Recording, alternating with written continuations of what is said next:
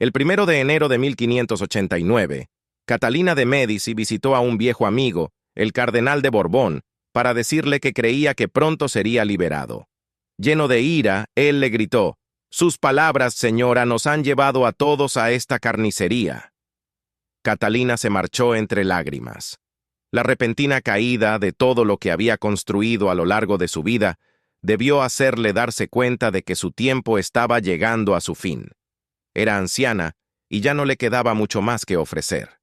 Catalina de Médici, de la poderosa familia italiana de los Médici, se convirtió en reina de Francia cuando se casó a los 13 años con el futuro rey Enrique II. El reinado de Enrique terminó trágicamente cuando fue herido de muerte durante un torneo de justas.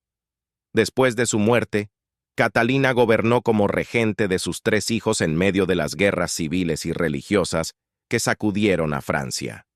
También fue una fiel seguidora del místico Nostradamus.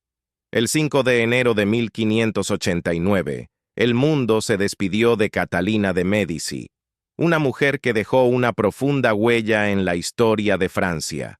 Nacida en Italia, fue reina de Francia desde 1547 hasta 1559 y madre de 3 reyes franceses.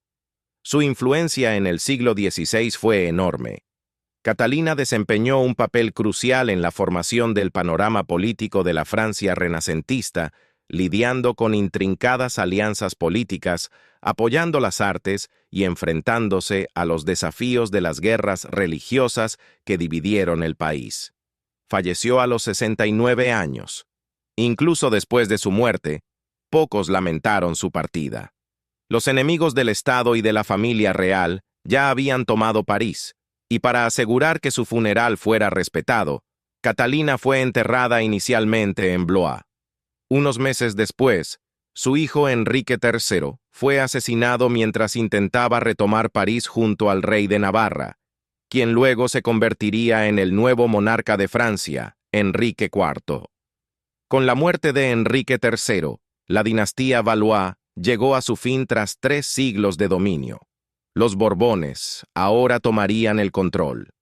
Años más tarde, los restos de Catalina fueron trasladados a la Basílica de Saint-Denis en París. Pero en 1793, durante la Revolución Francesa, una multitud enfurecida profanó las tumbas de los monarcas, arrojando los restos de Catalina, junto con los de otros reyes y reinas, a una fosa común, un lugar que probablemente nunca será encontrado o visto de nuevo.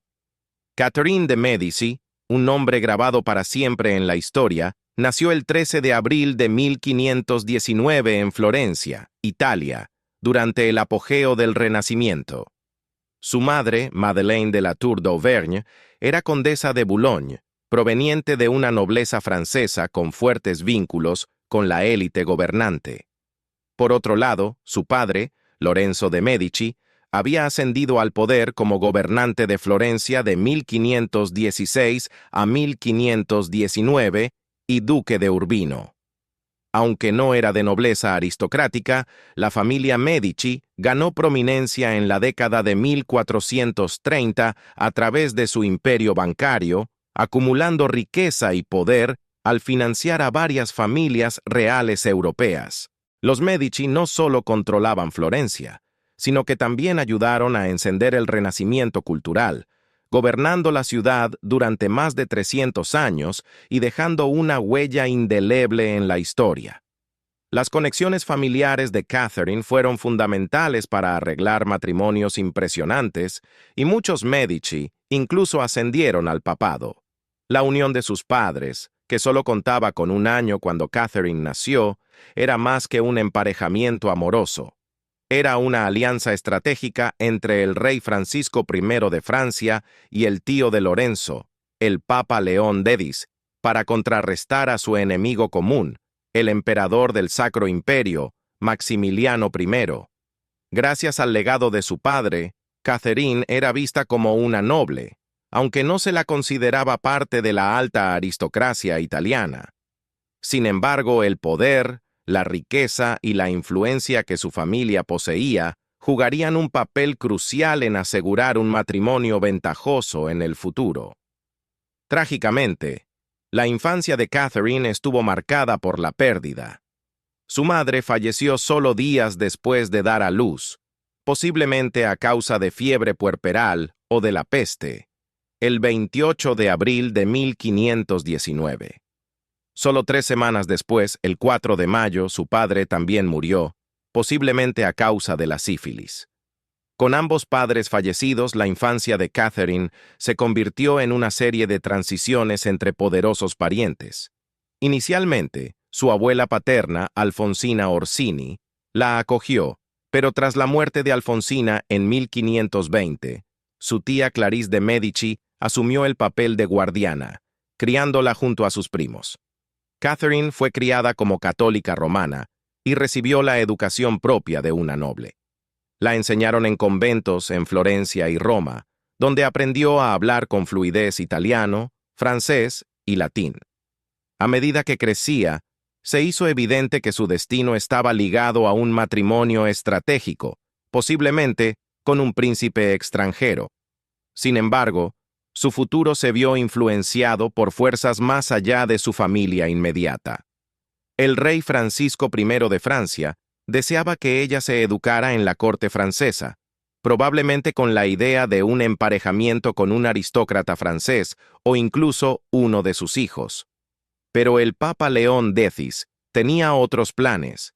Pretendía que Catherine se casara con Hipólito de Medici, señor de Florencia.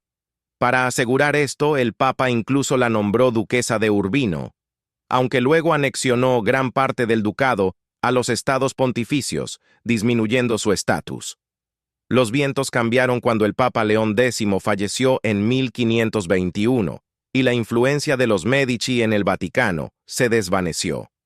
No fue hasta 1523, cuando el cardenal Giulio de Medici se convirtió en el Papa Clemente VII, que la familia Medici recuperó su poder. Durante este tiempo, el estatus de Catherine como duquesa de Urbino fue cuestionado, ya que el título y las tierras fueron entregados a Francesco Maria I della Rovere por el Papa Adriano VI. A pesar del cambio oficial, los florentinos seguían llamándola duquesina, refiriéndose a ella con cariño como la pequeña duquesa. Catherine vivió en el Palazzo Medici Riccardi, un centro de arte y cultura renacentista, donde trabajaron legendarios artistas como Donatello, Miguel Ángel y Botticelli. Pero en 1527, su mundo se desmoronó cuando los Medici fueron derrocados por una facción opositora al representante del Papa Clemente. Catherine fue tomada como rehén y trasladada entre conventos. A pesar de este tumulto, encontró paz durante una estancia de 3 años en el Santissima Annunziata delle Murate, que más tarde describiría como el momento más feliz de su vida. Mientras tanto, el panorama político de Europa estaba cambiando. El Papa Clemente, buscando apoyo para recuperar Florencia, formó una alianza con Carlos V, emperador del Sacro Imperio y rey de España, coronándolo en una grandiosa ceremonia en la Basílica de San Petronio, en Bolonia, en 1530. Esta alianza fue crucial para retomar Florencia, lo que comenzó en octubre de 1529 y finalizó con la rendición de la ciudad en agosto de 1530. A lo largo del asedio, hubo llamados a la ejecución de Catherine, con algunos sugiriendo que debería ser sometida a horrores inimaginables. Pero su vida fue perdonada, y en 1530, el Papa Clemente la convocó a Roma para encontrarle un esposo. Su tiempo en Roma trajo muchos pretendientes. Uno de los más notables fue el rey Jaime V de Escocia, quien envió al duque de Albany en 2 ocasiones, una en abril de 1530 y otra en noviembre, para arreglar el matrimonio. Aunque Catherine no se casó con el rey escocés, sus destinos se entrelazarían años más tarde cuando ella ayudó a criar a su hija, María, reina de Escocia. Otro pretendiente fue Enrique, duque de Orleans, el segundo hijo del rey Francisco I de Francia y futuro rey Enrique II. Como miembro de la dinastía Valois, que había gobernado Francia desde el siglo XIV. Enrique representaba una unión poderosa e influyente para Catherine. Al final, el viaje de Catherine estuvo marcado por la resiliencia y la supervivencia, navegando las tumultuosas aguas de la política renacentista, mientras aseguraba su lugar en la historia como Medici y reina. A principios de 1533, Enrique comenzó a cortejar abiertamente a Catherine, un emparejamiento afortunado para la rica pero común Medici. El 28 de octubre de 1533, Catherine de Medici se casó con Enrique, duque de Orleans, en una ceremonia lujosa en la Église Saint-Ferréol-les Augustins en Marsella. El evento fue un espectáculo grandioso, con regalos interminables y festividades que se extendieron hasta la noche. Hubo baile, banquete y hasta Enrique participó en un torneo, disfrutando de su pasatiempo favorito para honrar a su nueva esposa. La noche concluyó con la consumación de su matrimonio, supuestamente bajo la atenta mirada del rey Francisco I, ansioso por asegurar que la unión fuera sellada. A la mañana siguiente, el Papa Clemente bendijo a la pareja en su lecho nupcial. Sin embargo, a pesar de las formalidades, Catherine apenas vio a su esposo en los primeros meses de matrimonio, ya que Enrique mantenía abiertamente amantes. Enrique, melancólico y retraído, había pasado 4 años formativos como prisionero en España, lo que algunos dicen que afectó su temperamento. No obstante, la inteligencia, el encanto y la disposición de Catherine para complacer dejaron una buena impresión en las damas de la corte francesa. Pero su prometedor inicio en Francia fue breve. El 25 de septiembre de 1534, su tío, el Papa Clemente, falleció, debilitando significativamente la posición y la influencia de Catherine. Las cosas solo empeoraron cuando el sucesor de Clemente, Alessandro Farnese, rompió la alianza Medici con Francia y dejó de pagar su gran dote. El rey Francisco I, lamentando la desgracia de Catherine, habría comentado: «La chica ha venido a mí totalmente desnuda». La posición de Catherine en la corte se volvió cada vez más precaria.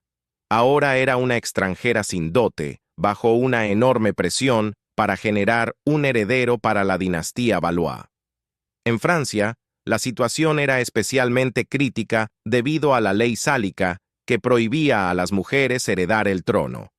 Catherine anhelaba tener un hijo, sabiendo que un heredero masculino consolidaría su posición en Francia. Sin embargo, durante la primera década de su matrimonio, ella y Enrique permanecieron sin hijos. La situación se tornó más angustiosa en 1536, cuando el hermano mayor de Enrique, el delfín Francisco, murió de fiebre. Rumores comenzaron a circular, acusando a Catherine o al emperador del Sacro Imperio, Carlos V, de envenenar al delfín. A medida que la presión aumentaba para que Catherine produjera un heredero legítimo, Enrique reconoció públicamente su affair con Philippa Duchy, con quien tuvo una hija, Diane, en 1537. Empezaron a circular rumores sobre un posible divorcio. Muchos sugerían que Catherine debía ser enviada de vuelta a Italia. Durante este tiempo, comenzaron a surgir murmullos sobre la supuesta implicación de Catherine en la brujería, alimentando la imagen de ella como la Reina Negra, una reputación que la acosaría durante siglos. En una época en la que las mujeres eran juzgadas principalmente por su fertilidad, las mujeres sin hijos eran vistas como antinaturales, incluso peligrosas, consideradas brujas con el poder de destruir la vida. Las conexiones de Catherine con el astrólogo Nostradamus y los misteriosos hermanos Ruggeri, supuestos practicantes de la necromancia, solo avivaron las sospechas. Desesperada por concebir, probó todos los remedios, tanto médicos como supersticiosos, llegando incluso a beber orina de mula. Finalmente, el 19 de enero de 1544, Catherine dio a luz a su primer hijo, un niño llamado Francisco. Sus luchas no terminaron ahí.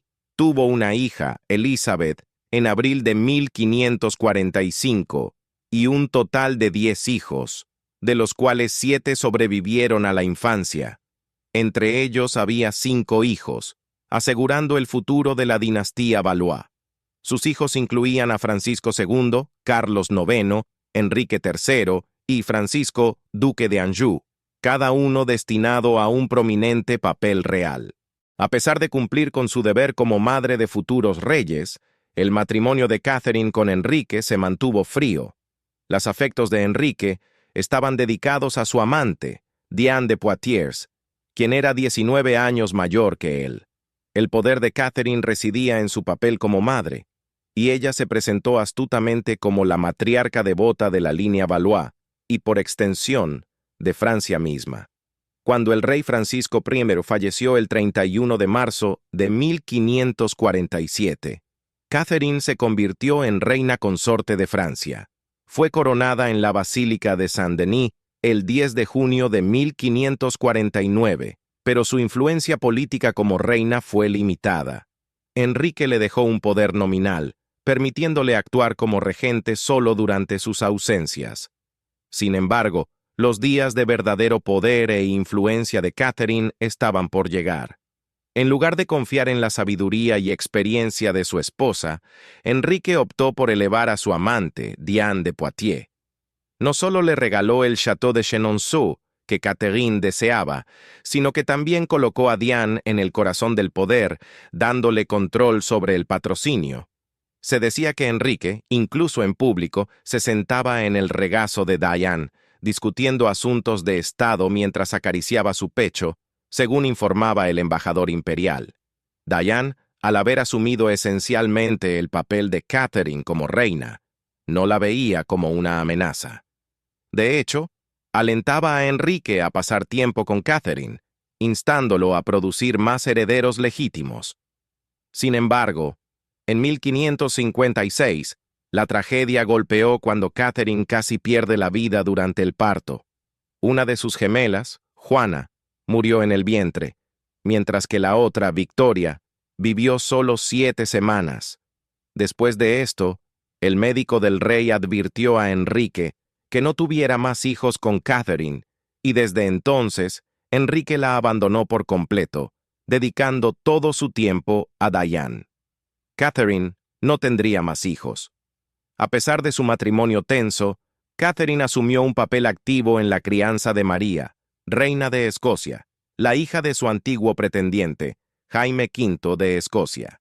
María de Guisa, la madre de la joven reina, era hermana de Francisco, duque de Guisa, uno de los amigos de la infancia de Enrique. Tras la muerte de su esposo, María de Guisa gobernó Escocia como regente para su hija, quien se había convertido en reina a solo 6 días de edad. En la corte francesa, la joven María fue prometida al hijo mayor de Catherine, Francisco, y su matrimonio tuvo lugar el 24 de abril de 1558, cuando Francisco tenía 15 años y María 17. Lamentablemente, su unión solo duraría 2 años, finalizando con la prematura muerte de Francisco. En 1559, la hija mayor de Catherine, Elizabeth, también se casó, marcando la segunda unión política de los hijos de Catherine. Al igual que el propio matrimonio de Catherine, el de Elizabeth fue arreglado para consolidar una alianza. Italia, la patria de Catherine, había sido durante mucho tiempo un campo de batalla para las potencias europeas, y para 1559, tras años de guerra, el conflicto finalmente terminó con la paz de Cateau-Cambrésis. Para sellar el tratado, Elizabeth, a solo 13 años, fue casada con el rey Felipe II de España, un devoto católico.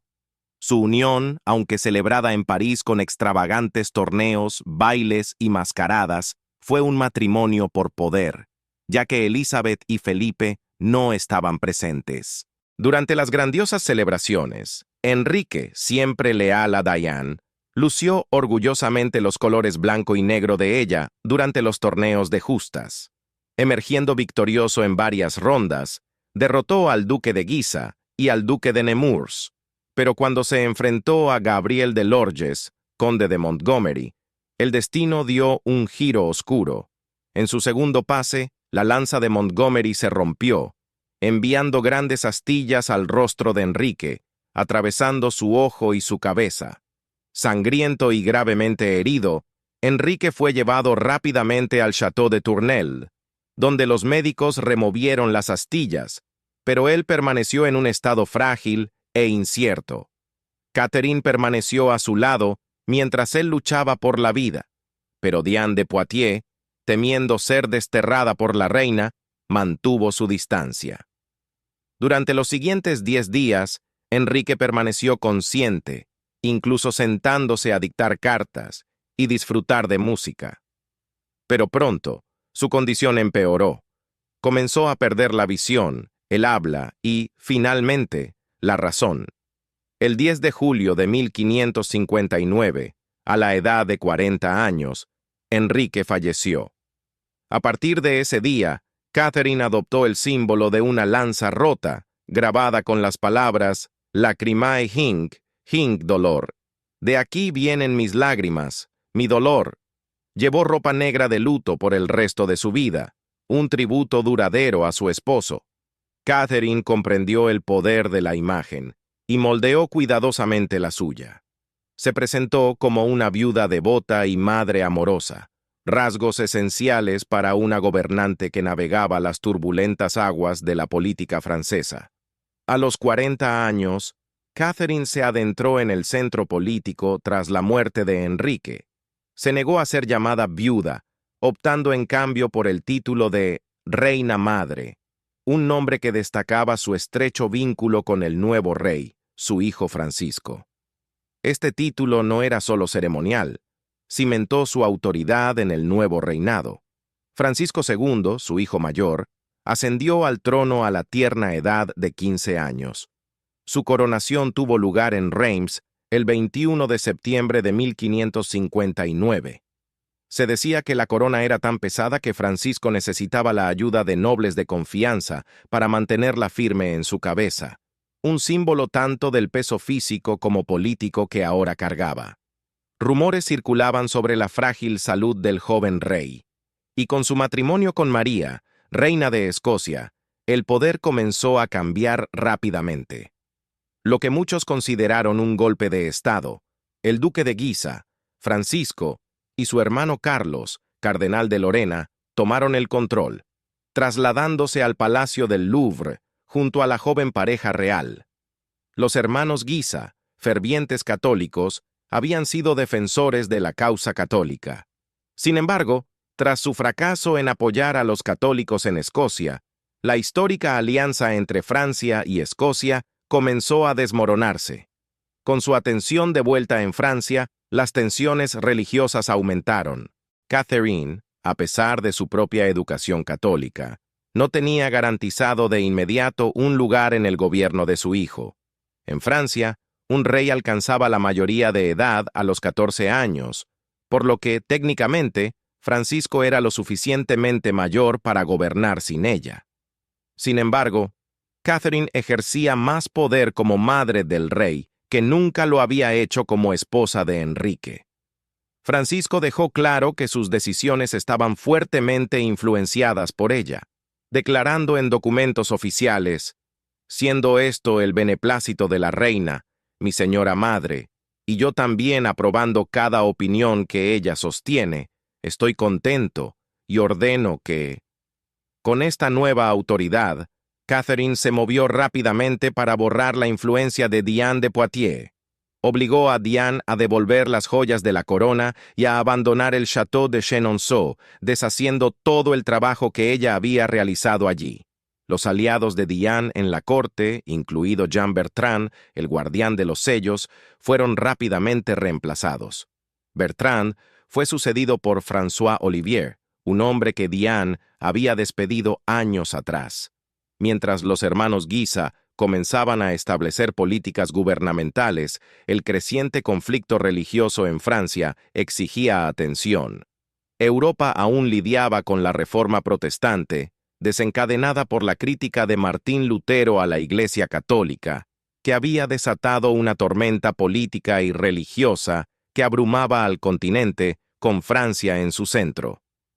A pesar de que la familia Valois seguía siendo católica, la población protestante de Francia estaba en aumento. Muchos de sus vecinos, Inglaterra, los Países Bajos, Escandinavia y partes de Alemania, habían adoptado el protestantismo. Entre los protestantes franceses se encontraban los hugonotes, seguidores de la fe calvinista, que constituían casi el 10% de la población. Los hugonotes no solo practicaban su religión, criticaban abiertamente a la Iglesia Católica, denunciando al Papa como una autoridad falsa. Francia se convirtió en un campo de batalla para estas tensiones religiosas. Estallaron enfrentamientos violentos en las calles, con linchamientos, asesinatos y la destrucción de iglesias y reliquias sagradas.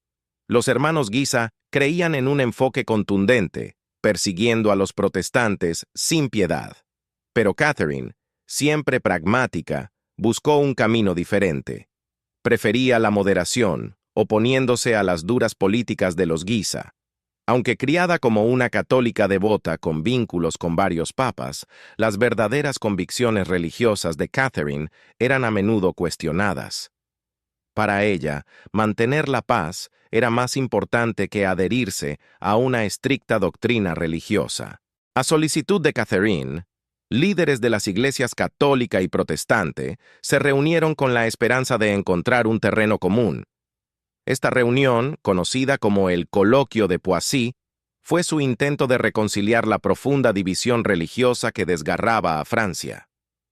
Sin embargo, a pesar de su optimismo, las conversaciones fracasaron el 13 de octubre de 1561 y concluyeron sin su aprobación. La fe de Catherine en la política le había cegado a las realidades de las tensiones religiosas. Creía que simplemente reunir a los líderes para que llegaran a un acuerdo resolvería todo, y subestimó gravemente la fuerza de sus convicciones. No desanimada, Catherine continuó su búsqueda de paz. En enero de 1562, emitió el Edicto de Saint-Germain, destinado a promover la tolerancia y aliviar las tensiones entre católicos y protestantes. Pero la frágil paz se hizo añicos el 1 de marzo de 1562 con la masacre de Bassy. El duque de Guisa y sus hombres atacaron un granero lleno de hugonotes en culto, matando a 74 e hiriendo a más de 100. El pueblo de París aclamó a Guisa como un héroe, mientras los hugonotes clamaban por venganza. Lo que siguió fue 30 años de guerra civil y treguas inestables. Dentro de un mes de la masacre, los líderes hugonotes Luis de Borbón y el almirante Gaspar de Coligny levantaron un ejército de 1.800 hombres y forjaron una alianza con Inglaterra. Las tácticas extremas del duque de Guisa solo alimentaron la resistencia hugonote, que tomó pueblo tras pueblo. Catherine, buscando otra vez un compromiso, se reunió con Coligny, pero sus conversaciones se estancaron, obligándola a responder a la violencia con violencia. El ejército real rápidamente sitió el bastión hugonote de Rouen. Catherine, ignorando el consejo de sus consejeros, visitó el campo de batalla y estuvo presente en el lecho de muerte de Antonio de Borbón, el rey de Navarra, que había sido herido de muerte. Sin embargo, la victoria real fue efímera. El 18 de febrero de 1563, durante el asedio de Orleans, un espía llamado Poltrot de Méré asesinó al duque de Guisa con un disparo de un arcabuz, una nueva arma de fuego. La muerte de Guisa desató una amarga enemistad entre las familias aristocráticas de Francia. Para Catherine, sin embargo, la muerte de Guisa fue un alivio. Supuestamente le dijo al embajador veneciano: si Monsieur de Guisa hubiera perecido antes, la paz habría llegado más rápido. Con Guisa fuera de escena, la guerra terminó oficialmente el 19 de marzo de 1563, con la firma del Edicto de Amboise, también conocido como el Edicto de Pacificación. Sin embargo, la paz fue efímera. Los ingleses aún mantenían un pie en la costa francesa, lo que llevó a Catherine a unir fuerzas católicas y hugonotes para recuperar Le Havre. A pesar de estos éxitos, el poder de Catherine seguía siendo frágil. El 17 de agosto de 1563, Carlos IX fue declarado mayor en el Parlamento de Rouen, teóricamente capaz de gobernar por sí mismo. Sin embargo, el joven rey mostró poco interés en las responsabilidades del gobierno y Catherine continuó guiándolo. Decidida a fortalecer la autoridad de la corona y consolidar el edicto de Amboise, Catherine emprendió un gran tour por Francia, con Carlos, desde enero de 1564 hasta mayo de 1565. Durante este viaje, buscó promover la unidad y sostuvo conversaciones con Juana de Albret, la reina regente protestante de Navarra. Pero sus esfuerzos no fueron universalmente aclamados.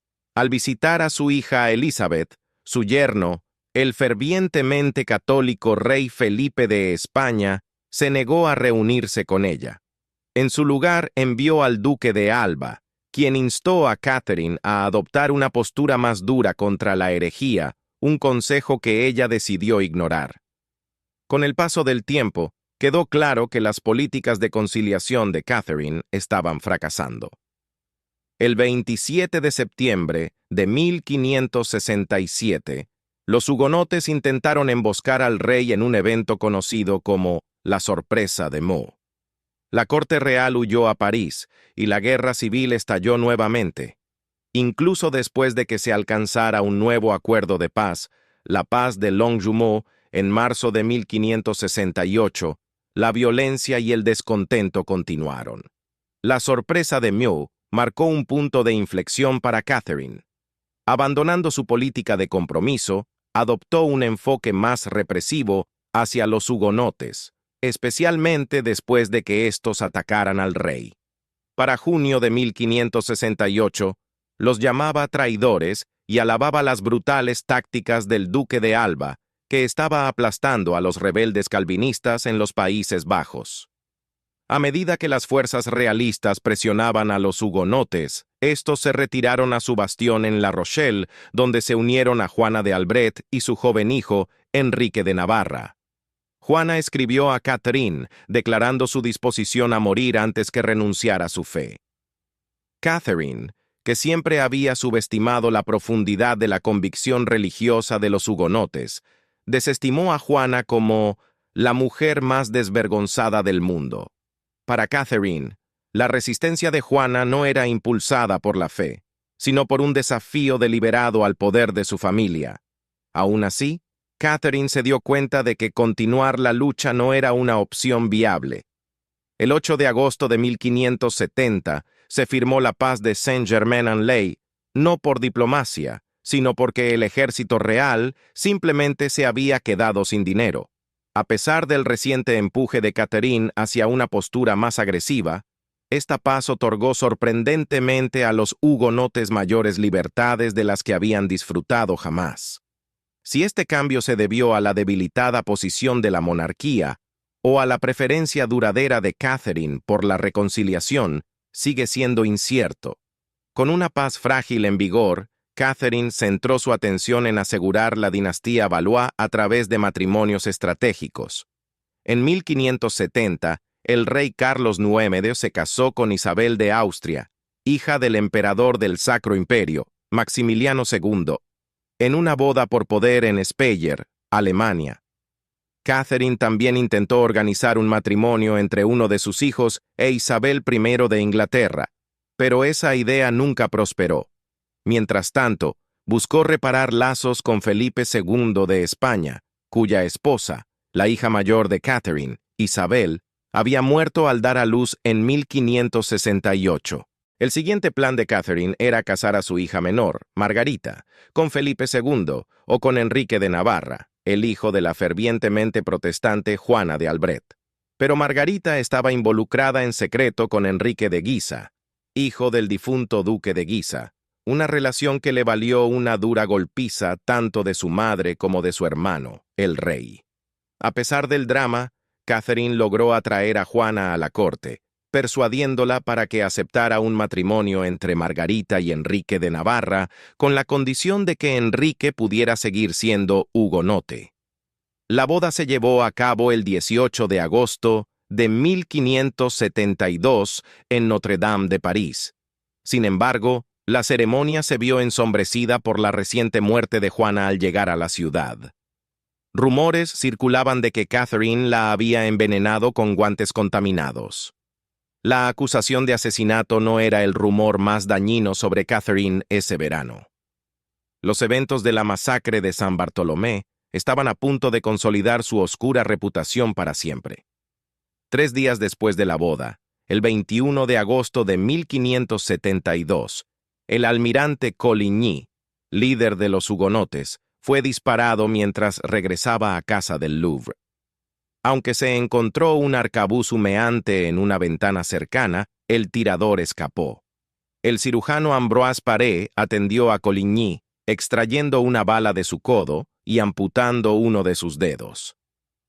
Catherine hizo una visita llorosa al herido Coligny, a pesar de que inicialmente recibió la noticia del ataque sin mucho sentimiento. Le prometió buscar justicia para él. Los historiadores han debatido durante mucho tiempo si Catherine estuvo detrás del ataque, con algunos culpando a la poderosa familia Guisa o incluso a una conspiración hispano-papal. Sin importar quién lo orquestó, la violencia que siguió se salió de control. El 23 de agosto de 1572 comenzó la masacre de San Bartolomé. Multitudes católicas arrasaron París, masacrando a protestantes, hombres, mujeres, niños y ancianos, sin piedad. Los cuerpos fueron arrojados al río Sena, y los cadáveres colgaban de las calles. Las pinturas que representan las horribles escenas a menudo incluyen a Catherine misma, observando fríamente el caos, como se ve en obras del artista protestante François Dubois. Rumores circulaban de que Catherine había estado involucrada en la brutal decisión del rey Carlos IX de matar a todos, un ataque preventivo contra la esperada represalia hugonote por el tiroteo de Coligny. La masacre duró días en París y se extendió por todo el país, convirtiendo el verano en lo que el historiador Jules Michelet llamó una temporada de matanzas. Cuando la violencia finalmente cesó, aproximadamente 3.000 protestantes estaban muertos en París, con hasta 70.000 más asesinados en toda Francia. A pesar de que la carnicería dañó su reputación, Catherine no parecía estar conmovida. Su yerno, Enrique de Navarra, se convirtió al catolicismo el 29 de septiembre para salvar su vida, y se dice que Catherine rió mientras él se arrodillaba ante el altar. Fue en este momento cuando la infame imagen de Catherine como la Reina Negra comenzó a afianzarse. La gente empezó a compararla con Maquiavelo, acusándola de utilizar sus enseñanzas de El Príncipe para eliminar a sus enemigos de un solo golpe. Una crítica particularmente aguda, dado que Maquiavelo había dedicado su tratado a su padre, Lorenzo de Medici. En las semanas siguientes a la masacre, las máquinas de propaganda hugonote entraron en acción, utilizando la relativamente nueva tecnología de la imprenta para circular literatura anti-Catherine. Un panfleto especialmente dañino, El discours merveilleux de la vie, Actions et déportement de Catherine de Médicis, publicado anónimamente en 1575, la acusó de ser la mente maestra de la masacre y la catalogó como la epítome del mal femenino. El documento se convirtió en un bestseller, consolidando la reputación de Catherine como una villana maquiavélica. Su imagen como una devota reina madre quedó para siempre empañada, y viejos prejuicios contra ella como una manipuladora sedienta de poder resurgieron. Su sobria vestimenta negra, usada en luto por su difunto esposo, ahora se veía como el uniforme de la muerte misma. Esta propaganda le impidió consolidar poder tras la muerte de su segundo hijo, Carlos IX, con algunos incluso pidiendo su juicio por la masacre de los hugonotes. El debate sobre el papel de Catherine en la masacre de San Bartolomé persiste hasta hoy. Algunos historiadores creen que pudo haber planeado el asesinato de líderes protestantes clave en París para la boda, pero nadie podría haber previsto o controlado la ferocidad de la multitud. Sin embargo, a pesar de la carnicería, Catherine había perseguido consistentemente la conciliación, buscando paz y unidad para la estabilidad de Francia y la supervivencia de la dinastía Valois. Después de todo, había organizado el matrimonio entre su hija y Enrique de Navarra e invitado a prominentes hugonotes a celebrar en París. Parece poco probable que Catherine, quien había trabajado arduamente para crear una oportunidad de unidad, saboteara intencionadamente sus propios esfuerzos, incitando a una multitud violenta a masacrar a los hugonotes. Sus acciones tras la masacre y a lo largo de sus secuelas continuaron reflejando su compromiso con la conciliación. No obstante, a pesar de sus intenciones, los protestantes y otros cansados de las políticas moderadas de Catherine estaban convencidos de que ella era responsable de la sangre derramada. Al igual que la dramática representación del pintor protestante François Dubois y el manuscrito Discours merveilleux, las acusaciones en su contra se desarrollaron en el ámbito público y en las artes. Pero Catherine no era de las que se quedaban sentadas aceptando críticas. Catherine, al igual que muchos gobernantes del Renacimiento, creía que el poder era tanto una cuestión de exhibición cultural como de pura fuerza. Habiendo heredado la apreciación por el arte de la familia Medici, se convirtió en una influyente mecenas de las artes, fomentando la cultura francesa de la misma manera en que su familia lo había hecho en Florencia. En una época en la que la lealtad a la monarquía disminuía, Catherine recurrió a las artes para elevar el prestigio de la dinastía Valois. Durante 30 años, lanzó un ambicioso programa de patrocinio artístico, invitando a retratistas a la corte francesa y encargando miles de retratos de su familia. A pesar de invertir grandes sumas en las artes, poco legado duradero quedó de ello. Los festivales, entretenimientos y artistas que patrocinó se desvanecieron tras su muerte. Sin embargo, su pasión arquitectónica dejó una huella más perdurable. Catherine restauró palacios reales y construyó dos nuevos en París, los Tuileries y el Hotel de la Reine. También diseñó una tumba al estilo del Renacimiento italiano, donde ella y su esposo eventualmente descansarían. 2 años después de la masacre de San Bartolomé, otra crisis dinástica se cernía sobre Catherine y su familia. Carlos IX, su hijo, murió a la joven edad de 23 años a causa de la tuberculosis, supuestamente llamando a su madre con su último aliento. Sin un heredero al trono, Carlos fue sucedido por su hermano, Enrique, duque de Anjou. Enrique había estado reinando como rey electo de la mancomunidad polaco-lituana, pero dejó ese puesto para regresar a Francia y reclamar el trono. Regresó a Francia como un hombre maduro, curtido por su tiempo en el extranjero, a diferencia de sus hermanos mayores. A pesar del duelo que sentía por la muerte de Carlos, Catherine esperaba con ansias ver a Enrique ascender al trono. En una conmovedora carta, expresó su tristeza por haber sido testigo de la muerte de Carlos y el amor que le había mostrado, escribiéndole a Enrique: «Estoy desgarrada por haber presenciado tal escena y el amor que él me mostró al final». También señaló que Enrique siempre había sido su hijo favorito, añadiendo que su única consuelo es verte aquí pronto, ya que tu reino lo requiere. Pero Enrique, al igual que sus hermanos, demostró ser menos entusiasta con las responsabilidades del gobierno. El desinterés de Enrique por la gobernanza probablemente se arraigó en su devoción religiosa, ya que parecía mucho más atraído por las exhibiciones de piedad, las peregrinaciones y la flagelación que por las prácticas de gobierno. Al igual que Francisco y Carlos, Enrique dependía en gran medida de Catherine para gestionar los asuntos del reino. Aunque ya no tenía el título formal de regente, la influencia de Catherine sobre el gobierno seguía siendo inmensa. El 13 de febrero de 1575, Enrique fue coronado en la Catedral de Reims, y 2 días después se casó con Luisa de Lorena-Vaudemont. Esto frustró las esperanzas de Catherine de un matrimonio político con una princesa extranjera, y la unión resultó finalmente sin hijos, un hecho que tendría profundas consecuencias para la dinastía Valois.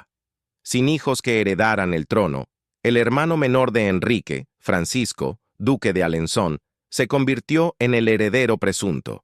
Sin embargo, en lugar de asumir sus deberes como delfín, Francisco vio el caos de las guerras civiles como una oportunidad para su propio beneficio. A pesar de la reprimenda de 6 horas que Catherine le dio en marzo de 1578, Francisco siguió siendo rebelde.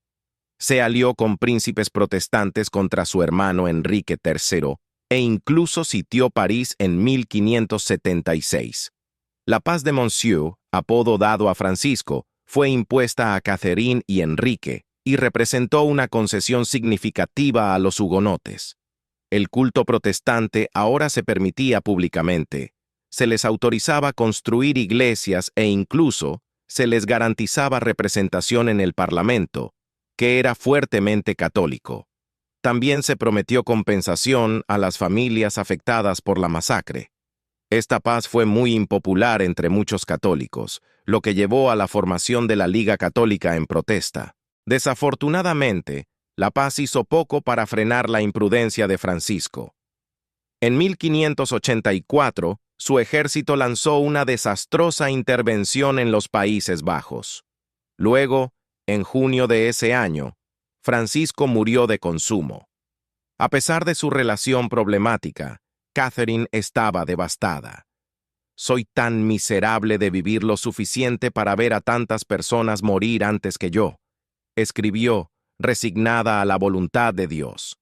La pérdida de Francisco fue más que una tragedia personal. Fue un desastre dinástico. Sin hijos vivos, la línea Valois estaba al borde del colapso. El rey hugonote Enrique III de Navarra ahora se erguía como el heredero al trono francés. Aunque Catherine había organizado el matrimonio de su hija menor, Margarita, con Enrique de Navarra, no podía confiar en Margarita más de lo que había confiado en Francisco. Margarita había huido de su esposo de regreso a la corte francesa en 1582 y pronto se vio envuelta en un escándalo. Catherine reprendió a su hija por tener amantes, pero Margarita continuó con su comportamiento rebelde, huyendo nuevamente a la fortaleza de Carlat en 1585, donde tomó otro amante, el noble d'Aubiac. Catherine, desesperada, instó a Enrique de Navarra a resolver la situación antes de que trajera más deshonra a su familia. En octubre de 1586, Margarita fue encarcelada en el Château d'Usseau y d'Aubiac fue ejecutado, aunque no, como Catherine había deseado, frente a Margarita. Catherine excluyó a Margarita de su testamento y nunca la volvió a ver. Aunque su influencia sobre la corona había disminuido desde el reinado de sus 2 hijos mayores, continuó sirviendo como la principal ejecutiva del gobierno y representante diplomática de Enrique. Catherine viajó extensamente por todo el reino, reforzando su autoridad y trabajando para prevenir la guerra. En 1578, a los 59 años, emprendió un ambicioso viaje de 18 meses a través del sur de Francia para reunirse con líderes hugonotes. Su dedicación le valió un nuevo respeto entre el pueblo francés. Cuando regresó a París en 1579, fue recibida calurosamente por el Parlamento y grandes multitudes. El embajador veneciano, Gerolamo Lipomano, la elogió como una princesa incansable, nacida para domar y gobernar a un pueblo tan indómito como los franceses. Observó que estaban comenzando a reconocer sus contribuciones y su compromiso con la unidad, expresando su pesar por no haberla apreciado antes. Catherine entendía la grave situación que enfrentaba la dinastía Valois. El 25 de noviembre de 1579 le escribió al rey: «Estás en la víspera de una revuelta general. Cualquiera que te diga lo contrario es un mentiroso». Como había previsto, muchos católicos prominentes estaban indignados por sus esfuerzos para apaciguar a los hugonotes, especialmente en respuesta al edicto de Beaulieu, que había ampliado los derechos protestantes. Esto llevó a la formación de ligas católicas locales destinadas a defender su religión y privilegios contra el creciente movimiento protestante. Tras la muerte de Francisco, el Delfín, en 1584, el duque de Guisa asumió el liderazgo de la Liga Católica. Su objetivo era bloquear la sucesión del hugonote Enrique de Navarra, impulsando en su lugar a su tío católico, el cardenal Carlos de Borbón, para que tomara el trono. Guisa unió a poderosos príncipes católicos, nobles y obispos, formando una alianza con España a través del Tratado de Joinville, preparándose para la guerra contra los herejes. Para 1585, el rey Enrique III se enfrentaba a la dura realidad de una guerra civil reavivada por la Liga Católica. Catherine le aconsejaba sobre el delicado estado de los asuntos, advirtiendo que la paz se lleva en un palo. Instó a su hijo favorito a tener cuidado, especialmente con tu persona. Hay tanta traición que muero de miedo. Atrapado en una posición precaria, Enrique no podía permitirse luchar contra católicos y protestantes, ya que ambas facciones contaban con ejércitos más grandes y mejor equipados. Inicialmente buscó la paz con los católicos, firmando el Tratado de Nemours el 7 de julio de 1585, que cumplía con todas las demandas de la Liga, incluyendo el pago de sus tropas. Impulsado por su fe, Enrique se retiró a esconderse para ayunar y orar, llevándose solo a su leal guardia, los 45, mientras dejaba a Catherine lidiar con una crisis constitucional que se intensificaba rápidamente. La monarquía Valois había perdido el control sobre la nación. Para complicar las cosas, una ola de reacciones católicas contra los protestantes arrasó Europa en 1587. La inestabilidad en Francia obligó a Enrique III y a Catherine a retener su apoyo a Inglaterra tras la ejecución de María, reina de Escocia, el 8 de febrero de 1587, lo que provocó la indignación entre los católicos y llevó a España a preparar su armada contra Inglaterra. Reconociendo el debilitamiento del poder real en Francia, el embajador español informó al rey Felipe II que el absceso estaba a punto de estallar.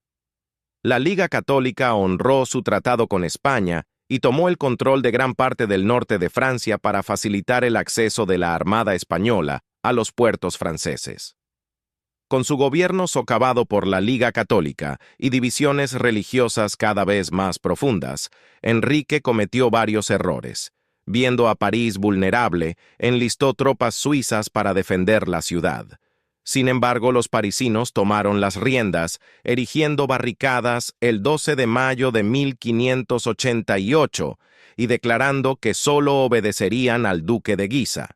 Catherine, al parecer, atravesó las barricadas para asistir a misa, ganándose la complacencia de la multitud, pero luego, como anotó el cronista Lestoile, lloró durante el almuerzo. En una carta al estadista Pompon de Bellièvre, lamentó: «Nunca me he visto en tal apuro o con tan poca luz para escapar». Siguiendo el sabio consejo de su madre, Enrique huyó de París justo a tiempo, firmando el acta de unión el 15 de junio de 1588, cediendo a las últimas demandas de la Liga para preservar su oportunidad de luchar nuevamente. Luego, en un error significativo, Enrique despidió inesperadamente a todos sus ministros el 8 de septiembre de 1588, cuando la corte francesa se reunió para un encuentro de estados. De manera inusual, no consultó a Catherine sobre esta decisión, dejándola en la oscuridad mientras luchaba contra una infección pulmonar. Este error, junto con un error aún mayor que siguió, marcó efectivamente el fin del poder de Catherine y el declive de la dinastía Valois. En la reunión de estados, Enrique expresó su gratitud a Catherine, llamándola la madre del rey y madre del estado. Sin embargo, el 23 de diciembre de 1588, la invitó al duque de Guisa a su Château de Blois sin consultarle. Esta decisión marcó su tercer grave error. Cuando Guisa entró en la cámara del rey para su reunión, el cuerpo de guardia de Enrique, los 45, apuñalaron brutalmente a Guisa hasta la muerte a los pies de la cama del rey. Al mismo tiempo, los hombres de Enrique capturaron a 8 miembros de la familia Guisa, incluido el hermano de Guisa y el cardenal Luis II, que más tarde fue asesinado en las mazmorras del palacio. Tras el caos, Enrique finalmente informó a Catherine sobre sus acciones, buscando su perdón y justificando su violento plan como un ataque preventivo contra Guisa. Aunque no podemos conocer su reacción inmediata, estaba claro que el comportamiento imprudente de Enrique contrastaba drásticamente con su cuidadoso enfoque diplomático. En el día de Navidad, oró con un fraile, lamentando: «Oh, hombre miserable, ¿qué ha hecho? Ora por él. Lo veo apresurándose hacia su ruina». Cuando visitó a su viejo amigo, el cardenal de Borbón, el 1 de enero de 1589, su promesa de asegurar su libertad fue recibida con desprecio. Él le respondió: «Sus palabras, señora, nos han llevado a todos a esta carnicería».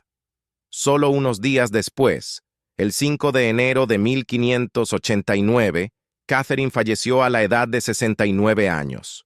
Probablemente sufriendo de pleuresía, que la había mantenido en la cama en diciembre, su condición pudo haber llevado a Enrique a actuar contra Guisa sin su consejo. Muchos creían que el estrés y la ira por las decisiones imprudentes de su hijo contribuyeron a acortar su vida. Con París aún bajo el control de los enemigos de la corona, Catherine no pudo ser enterrada junto a su esposo. En su lugar, fue inhumada en la iglesia de Saint-Sauveur de Blois, cerca del château donde falleció. Más tarde, sus restos fueron trasladados a la Catedral Basílica de Saint-Denis, el sitio tradicional de sepultura para los monarcas franceses, donde fue enterrada junto a Enrique II. Este nuevo entierro fue organizado por Diane de Francia, hija ilegítima de Enrique II, duquesa de Angulema. Trágicamente, la tumba de Enrique y Catherine, adornada con estatuas que representaban las virtudes cardinales de la prudencia, la justicia, la fortaleza y la templanza, fue profanada durante la Revolución Francesa, en octubre de 1793. Afortunadamente, el arqueólogo Alexandre Lenoir la salvó, preservándola en el Museo de Monumentos Franceses. Durante la Segunda Restauración Borbónica de 1815 a 1830, la tumba fue devuelta a la Basílica de Saint-Denis. Catherine no sobrevivió mucho tiempo a su hijo. Enrique III fue apuñalado por Jacques Clement apenas 8 meses después de su entierro. En el momento de su asesinato, estaba sitiado en París junto a Enrique de Navarra, quien más tarde se convertiría en el rey Enrique IV de Francia. La muerte del último hijo de Catherine marcó el fin de casi 3 siglos de dominio valois y el inicio de la Casa de Borbón. Catherine había sobrevivido a todos sus hijos, excepto a Enrique, quien murió poco después, y a Margarita, a quien había desheredado. El rey Enrique IV, reflexionando sobre su suegra y rival, comentó: ¿qué podía hacer una mujer dejada por la muerte de su esposo con 5 pequeños embrazos y 2 familias de Francia pensando en apoderarse de la corona, la nuestra y los Guisa? No estaba obligada a interpretar papeles extraños para engañar primero a uno y luego al otro, con el fin de proteger, como lo hizo, a sus hijos, que reinaron sucesivamente gracias a la sabia dirección de esa astuta mujer. Me sorprende que nunca hiciera algo peor. Catherine llegó a convertirse en una de las mujeres más poderosas de la Europa del siglo XVI. Nacida en la prominente familia Medici, gobernantes de Florencia y célebres mecenas de las artes, ascendió al trono como reina de Francia a través de su matrimonio con Enrique II. Como madre de 3 reyes franceses, Francisco II, Carlos IX y Enrique III, ejerció una influencia inmensa. Sin embargo, su legado está nublado por las percepciones de las mujeres poderosas y las controversias que marcaron su tiempo como la fuerza detrás de la corona francesa. La complejidad de las guerras civiles y religiosas durante los reinados de sus hijos hace que sea difícil evaluar su verdadero impacto. La influencia de Catherine sobre sus hijos y sus políticas la convirtió en un blanco fácil para las críticas, especialmente por las persecuciones que se llevaron a cabo durante su gobierno, incluida la infame masacre de San Bartolomé de 1572, que resultó en la muerte de miles de hugonotes. Este oscuro capítulo manchó su memoria y a menudo se la ha etiquetado como la Reina Negra, asociada con tácticas políticas maquinadoras, en lugar de ser reconocida como una madre de reyes que buscó la paz, apoyó las artes y trabajó incansablemente para preservar la dinastía Valois. Aunque la ferocidad de Catherine no es una mera invención de los historiadores, evidente en sus cartas y en los relatos de quienes la conocieron, hay mucho más en su historia. Como muchas mujeres gobernantes a lo largo de la historia, ha sido simplificada, a menudo reducida a un personaje unidimensional. Su autoridad estuvo severamente limitada por las guerras civiles, y dentro del contexto de ese caos político y religioso, sus estrategias parecen medidas desesperadas para sostener la monarquía Valois. Desde sus políticas conciliadoras con los hugonotes hasta el matrimonio de su hija con el líder hugonote Enrique de Navarra y su patrocinio de las artes con el objetivo de glorificar la monarquía, los esfuerzos de Catherine fueron esenciales. Sin ella, parece poco probable que sus hijos hubieran mantenido el trono durante sus vidas. ¿Qué piensas de Catalina de Médici? ¿Fue realmente la reina negra de la historia? ¿O una madre devota y astuta política que luchaba por un legado mejor? Comparte tus pensamientos en la sección de comentarios y gracias por ver.